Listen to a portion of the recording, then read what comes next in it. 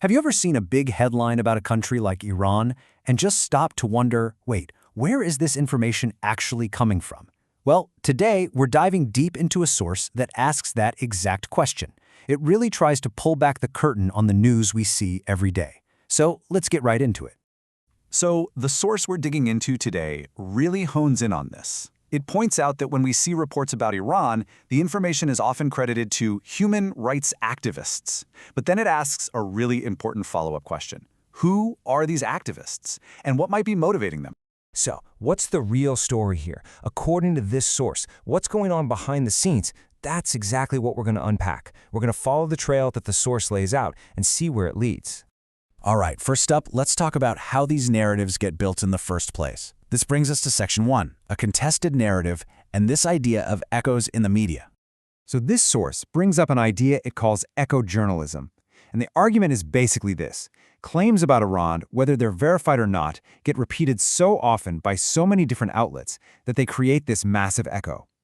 And the interesting thing about an echo is that after a while, it can start to sound like an established fact, even if the original sound came from just one single place.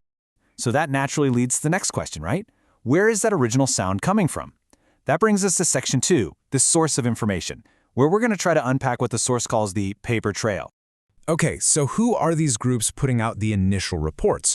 Well, according to the material we're looking at, 3 names keep popping up over and over again. They are the Human Rights Activists News Agency, which is also known as HRANA, the Center for Human Rights in Iran, or CHRI, and the Abdurrahman Borahman Center. And this slide really helps you see that echo effect the source is talking about. The claim here is that you've got these major outlets, we're talking CBS, The Guardian, PBS, and others, all pulling data from one main organization, HRANA. So, to the average person, it might look like you have all this independent confirmation, when the source argues it's really all flowing from one concentrated point. And here's a really interesting detail the source points out, a pretty crucial piece of context. HRANA, this key provider of information for what's happening inside Iran, isn't actually based in Iran at all. Its office? It's in Fairfax, Virginia, right here in the US. Okay, so if their office is in Virginia, that obviously leads to the next question, who's footing the bill?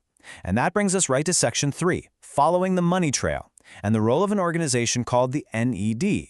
So, a major player in this whole thing, according to the source, is an organization called the National Endowment for Democracy, or NED for short. As the source describes it, the NED gets its funding directly from the U.S. Congress, and its official mission is to promote democracy all over the world. And to make this connection really concrete, the source points to a specific number. It claims that in 2024 alone, HRNA received a grant for over $900,000 from, you guessed it, the NED. So that puts a very real number on this financial connection the source is alleging. Now, the source goes a step further and gives some historical context. It describes the NED as kind of a soft face for activities it claims were once done more openly by the CIA. The argument being made is that the NED was set up to influence political systems in other countries, but under this much more acceptable banner of democracy promotion. So, let's just map out the entire chain of events that the source is claiming here. You can see it on the slide. Step 1, the U.S. Congress provides the money. Step 2, the NED hands out grants. Step 3, NGOs, like the ones we mentioned, produce reports and data. Step 4, international media then picks up and cites those reports. And finally, Step 5, a very specific public narrative is formed, one that appears to be confirmed by many different sources. But it doesn't stop there. The source argues we need to zoom out, because this isn't just about one organization or even one country. It's about a whole global network, what the source calls an entire ecosystem of influence. So the source lays out what it calls this global ecosystem. And you can see it's not just the US with groups like USAID and the State Department.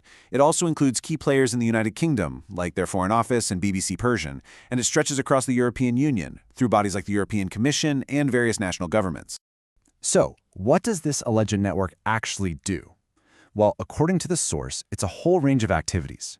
We're talking about everything from directly funding NGOs and training media personnel to monitoring elections, supporting civil society groups, and even sponsoring specific media outlets like Voice of America Persian and Radio Farda. Okay, so this all leads up to the big finale, the core argument of the source material.